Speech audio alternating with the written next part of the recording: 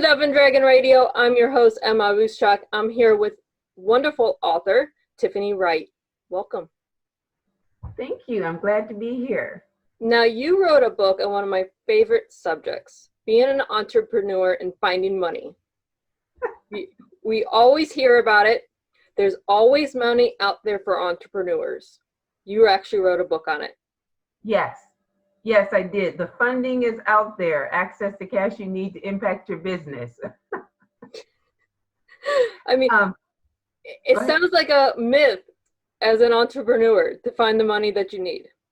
Well, I actually wrote it because I was, I wrote a book several years ago, and I wrote that out of frustration. I wrote the next one to, the funding is out there because, things had changed as a result of the meltdown in the financial system because of, homes and the mortgage market crashing and all of that. But anyways, I would encounter a lot of business owners and they would say, I can't get any money. I can't. That word, I can't. And when you say I can't, you automatically shut down the possibility of finding something. And I'd say, well, how many banks have you applied to? I applied to 2. And I was thinking, okay, I've heard of entrepreneurs who've applied to 20, but yeah, it was never those folks who said that they couldn't find the money. It was always the ones who had applied to two of the largest banks in the U.S., which don't typically cater to small businesses. Right. So I would just, I would run into this, or I would get the my business isn't fundable, or there's no options out there for small businesses. Then I was just aware of so many different options. And so I just started to ask people, have you tried this? Have you tried that? Have you done this? How does your financials look? How did you approach the bank? Did you approach a business banker? Did you go to the branch manager? All these things. And I just found that it would, no, they hadn't done any of that. No, they only thought of angels, like tech angels, these big, amazing angel investors, or big banks. So I just wanted to document all the different options that are out there in a way and get people to think as creatively about funding as they do about other aspects of their business. Exactly. It's not just about the business. You have to have a business plan. And I just wrote, going from an LLC to a C Corp, a business plan that started off to be 17 pages, and it wound up to be 308 pages. Whoa. Yeah. Whoa. But there's a lot of numbers in there. Okay. Yeah, it's a lot of numbers. But there's money out there if you're looking for it. Sometimes you have to have a 650 credit score. It's just reality. So I said sometimes, not always. Depends on who you're going to. It depends on who you're going to and what you need. So the first thing I tell business owners to do is to think about what you need the money for. And because if you think about that instead of saying, I need to get a loan from a bank, again, you open up the universe of possibilities. So do you need it for marketing? If you need it for marketing, if you can't get the bank loan or you're having difficulty getting the bank loan, then you might be able to find a co-marketing entity. You might be able to find a strategic partner. You might be able to cobble together and get sponsors. Who knows? But there's different ways to go about getting the money if you need it for marketing. Or you could barter. If you need it to bring on, I've had several clients that wanted to bring on a CEO or COO, but that person wanted $150,000 a year. But you could do things like give a portion of equity, or you could give a portion of the profits or something like that, instead of just having to shell out $150,000 up front. There's if you have receivables, if you have inventory or other kinds of assets, there's asset-based lenders that will lend against that are not banks. So There's accounts receivable firms that will lend against your accounts receivables just like a bank would, but you don't have to have a high credit score. You or your business doesn't need to have them because they focus on the credit score of the actual businesses that are generating that, that you're generating the invoices with. There's, if you are looking for equipment loans, there's the manufacturers, there's distributors, and there's third-party equipment lenders that focus on different industries. For instance, banks don't like to lend against rolling stock. That's cars, well, not so much cars, but more trucks. Mm-hmm. They don't like to lend against trucks because when it's time to get those trucks back because the company hasn't been paying its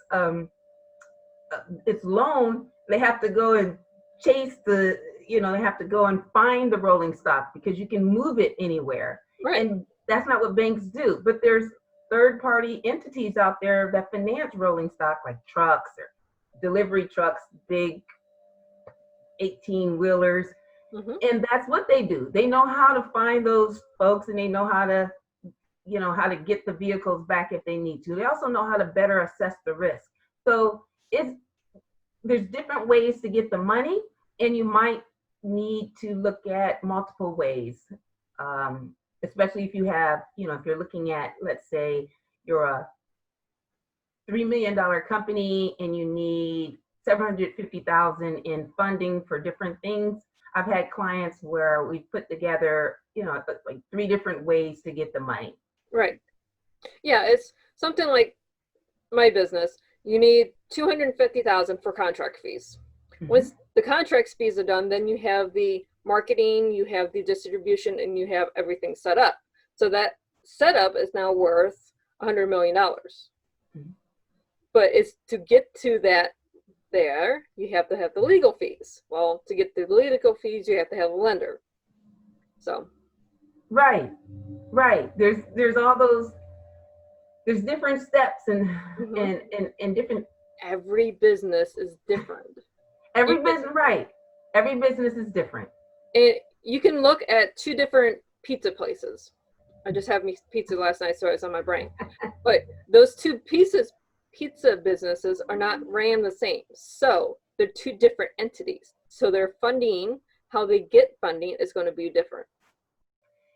It could be restaurants, entities that fund restaurants. And so, in industries, the similarities between industries or companies within industries are going to be very high. So yes, well, it's different because you could have someone who, there may be a pizza shop, a sole proprietor, one person running this one shop. Or you could have a franchisee that's part of this huge conglomerate, that owns 650 stores themselves. Stores, right. And so obviously, if you're a franchisee, you have access to money from the corporation. They probably have banking relationships and all of that. And if you're the sole proprietor, then you don't have access. You don't have those same, that same backstop of support.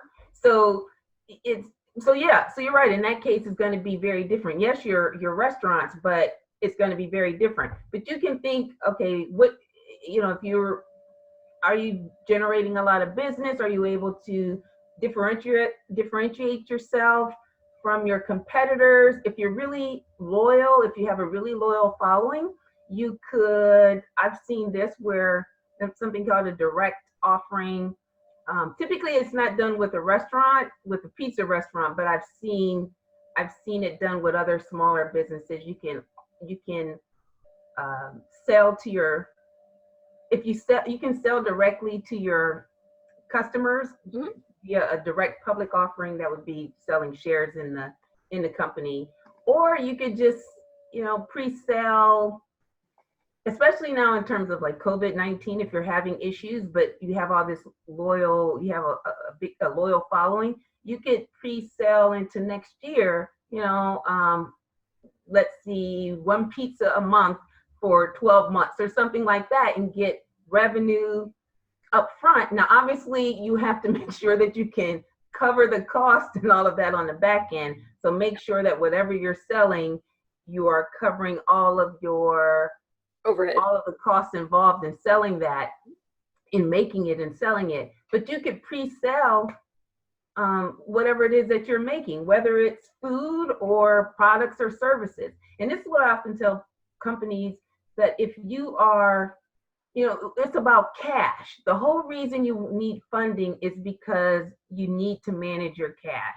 You're not generating enough operational cash flow from the regular operations of your business, or you're or you are, there's a gap between when you're paid and when you have to pay out.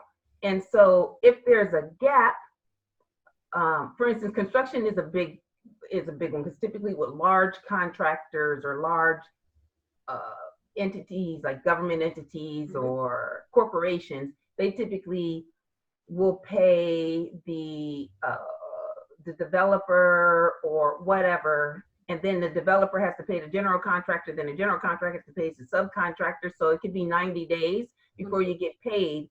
And meanwhile, you're shelling out all this money. And that's why the failure rate in construction among smaller entities is so high, because of that cash gap. Yeah. But what you could do is you could, like, for instance, if you have some residential customers, you make them prepay.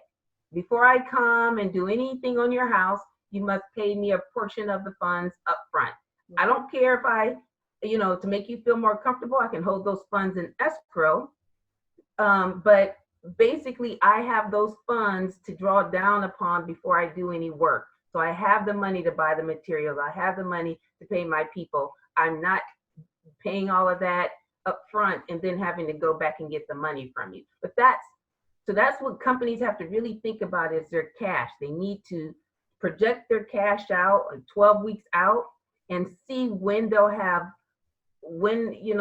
gaps in their cash, and figure out what they need to do to manage that gap. Is it to get a line of credit? Is it to go out and get other kinds of funding? Or is it to better manage their operations? Right. There's different steps for each part of that. And it's, okay, one, you have to make sure you know your numbers for your business. You have to know your cash flow. You have to know the negative. You have to know your P&Ls. Yes. There's things that as a business owner or entrepreneur,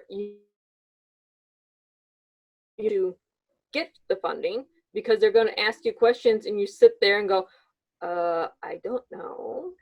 Yes. You're so right. And that's what that's something that I often see with business owners, is they don't realize the impact of their operations on their actual funding. And you do need to understand what's going on in your finances in order to be able to talk credibly to whomever you're trying to get money from. And there's a lot of small business owners, especially those that are generating under 1 to 2 million in revenue, who they only created income statement. I'm sorry, I've seen this. They only create an income statement when they give their financials to their accountant, who then needs to create an income statement for their taxes. But on a monthly basis, they're just kind of winging it. They're not paying attention. You need to look at your income statement each month. You need to close out your books for the month, and you need to see how you performed, and you need to compare that month after month. And you also need to take a look at your balance sheet, because that's where you can see if your receivables are going up, or you can just see a lot by looking at both of those two. And so what I found lots of times when people can't get money from a bank is because they don't have, their financial statements aren't in order. And if and I just need people to think about this. If you're saying, I want you to lend me 100,000 or 500,000 or 2 million, but I can't really tell you much about my business except what I do and that I have some great customers. Exactly. Like I said, I was doing my business plan, and I have a friend that's helping me with the business plan. We're going through all the numbers.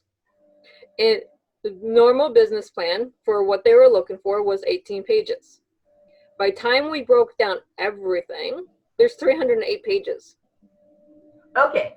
Now on that I would just say when I tell people to give something to the bank, it's only 5 to 7 pages, because if you gave the longer for yourself to work through all of that and to understand all of that, I think it's an excellent First, undertaking. to be fair, the first 20 pages is actually what went to the bank. The rest of Okay. it, yeah, the rest of it is okay. Here's everything itemized. Yes. Okay, there you go. Yes, because I typically say write up a 5 to 7 pager, and then you attach the income statements and so on, and then that whole thing might be about 20 pages. But the income statements for the past 2 or 3 years and the balance sheet for the past 2 or 3 years, um, as supporting information, and then some projections, because obviously you're going to pay the bank back Mhm. based on what's going to happen. So they would like to see some projections, and they'll play with the numbers themselves, but they feel much more comfortable when they believe that you understand what's going on with your business. So, and then I just want to also emphasize to people that no matter where you are, like if you get turned down by a bank. And by the way, I say go for the community banks. In Mhm. the US, if people were paying attention, those people, the small companies that got quickly funded with the PPP, the Paycheck Protection Program, Mhm. they were funded through community banks. Community banks. It was not the Chase and the Wells Fargos and so on in the US, the big banks.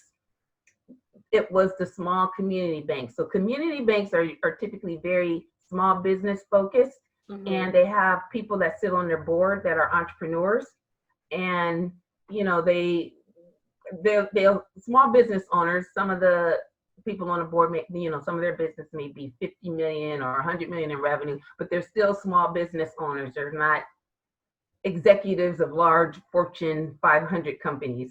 Right. Right. So The thing is with small business community banks, they yes, want your business. They want yes, to have a new business in their community. Why? yes. Because we're putting new jobs in that community.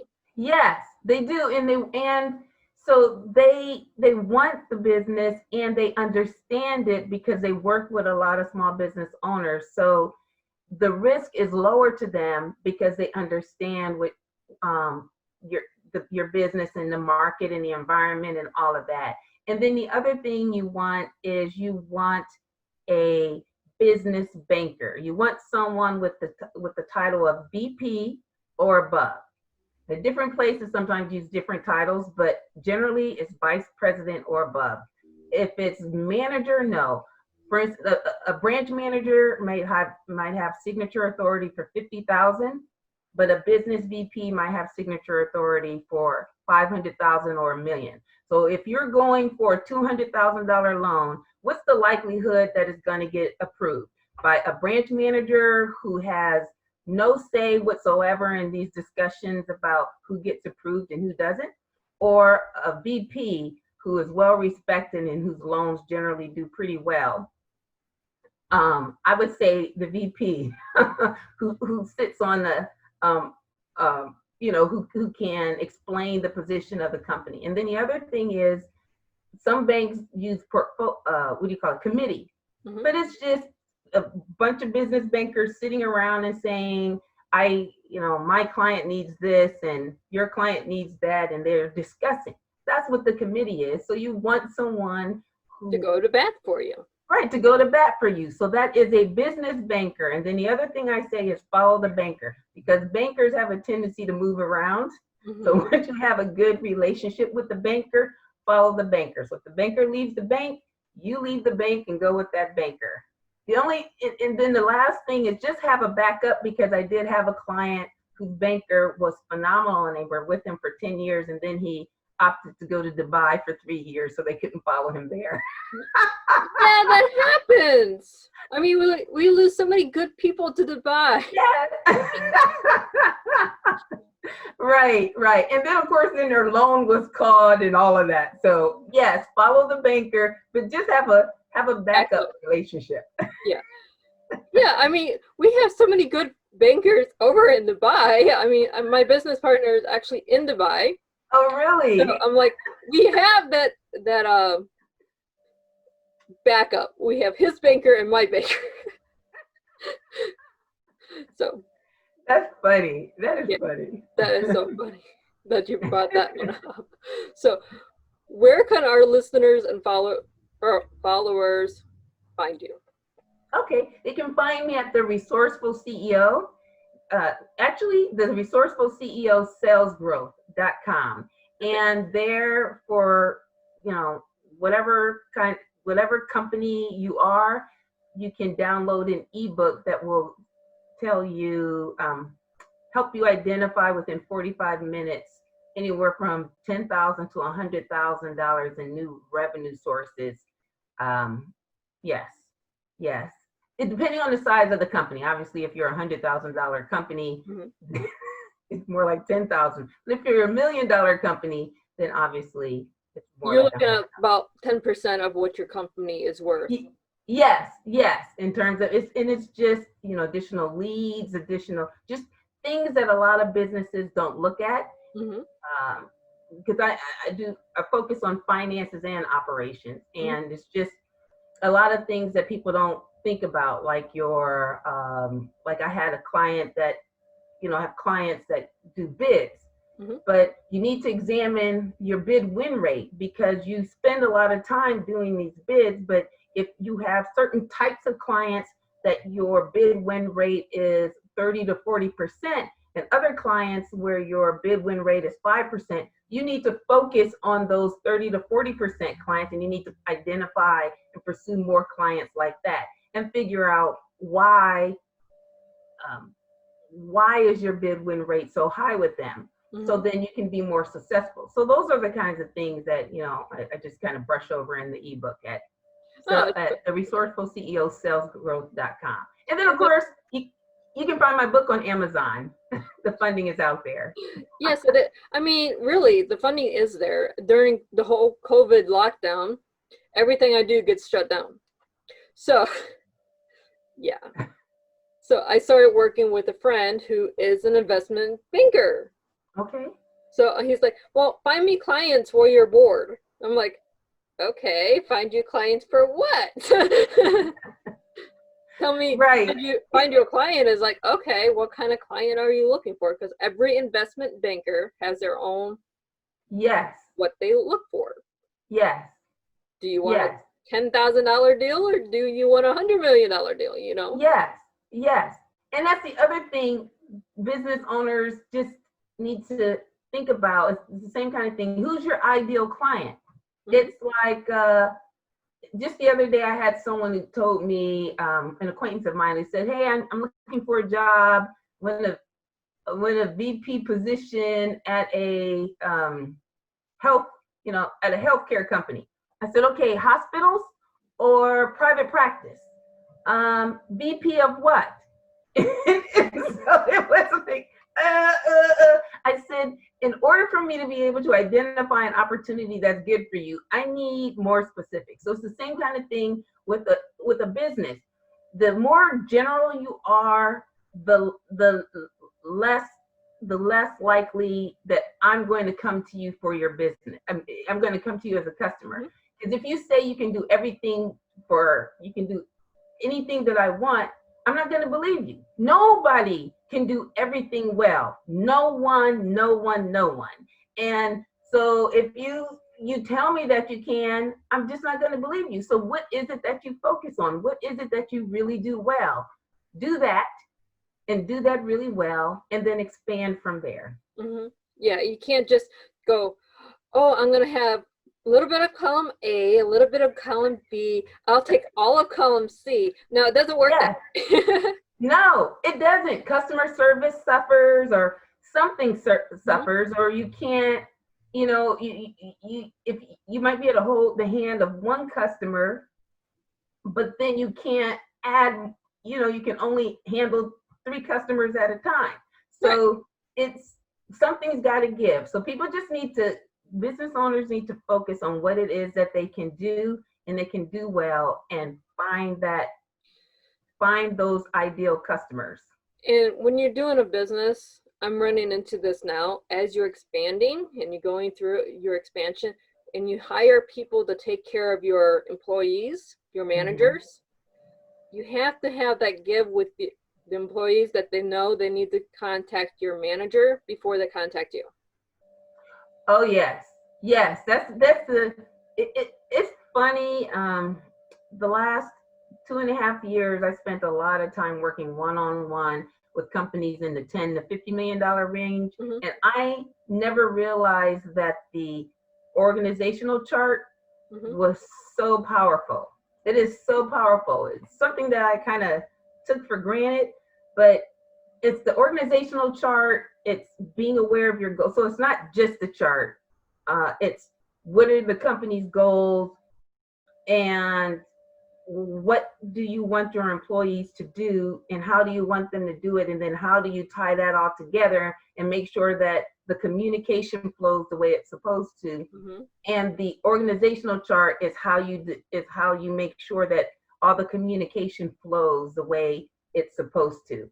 And it's powerful, because you can't, as a owner manager, you can't drive everything and expand if everyone is coming to you. You have to Exactly. push it down to your management team. And so you can't have people jumping over your management team every time there's an issue. They have to go to their manager, and only escalate up to you if it doesn't get resolved. So you have to push it down, but then you also have to empower your managers, or they have to feel empowered. Yes. So yeah.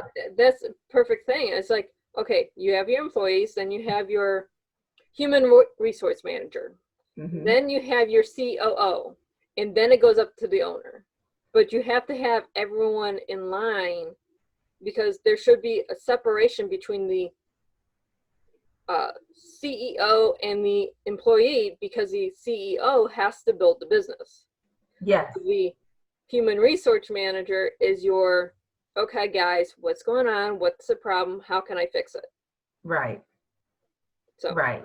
That is so true. And I've seen it. Like, I had one client, a distribution company that was almost 50 million in revenue, but the owner CEO mm-hmm, was actually the CEO was not the owner. It was a family run business, but mm-hmm, the CEO was not the owner. But the CEO had, like, once we actually figured it out, 20 something people reporting to yeah, that person. 20, it was like 26 or 27 people you can't reporting to be that person. effective that way. You can't. Totally ineffective. And the turnover was ridiculous. People were leaving like crazy. And it's because, the only way you can do things that way is to micromanage, and then you're you're Yeah. jumping from and putting out fires and all of that. So Mm-hmm. yeah, that was completely totally changed, and we brought in a really good COO who focused on the operations so that the CEO could focus on other things, Mm-hmm. which is good, because then the trade wars came. And so the CEO was able to focus on that, Right. You on have to be combating able to that. Yeah. focus on your money, on your business, and Yeah. growing because you don't want to ever be a stagnant business. Right. Right.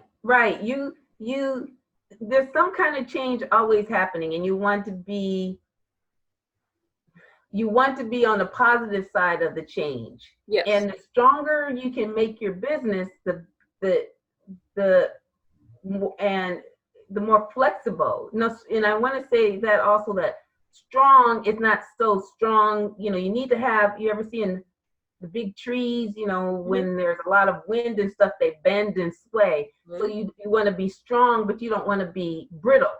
Yeah. So flexible. when things happen, You want to be the pine tree, not the oak. Yes, you want to be. Well, sometimes the oak is good. If you're like let's see, cable companies or any of those very large infrastructure companies, then it pays to be an oak. But for most companies, a pine tree is much better. Well, we're almost out of time. It was so wonderful talking to you. Thank you for having me. And please look Tiffany up. She has a lot of great advice and a free ebook on her website. Yes, again, the resourceful CEO salesgrowth.com. Thank you very much. Thank you.